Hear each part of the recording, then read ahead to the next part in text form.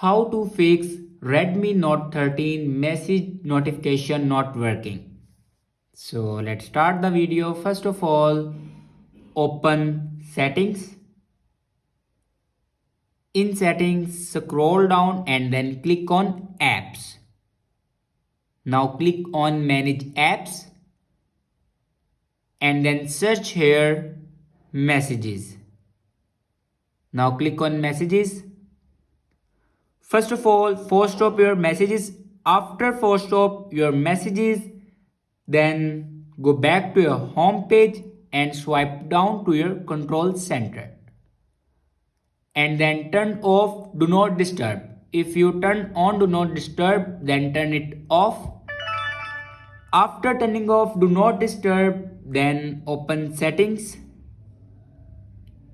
and click on apps and then click on manage apps. On top right corner you can see these three dots. Now click on it and then click on other settings. Now here you can see the option reset app preferences. Now click on it and then click on reset apps. After reset the app preferences, your problem will be fixed. I hope this video is helpful for you. Thanks for watching.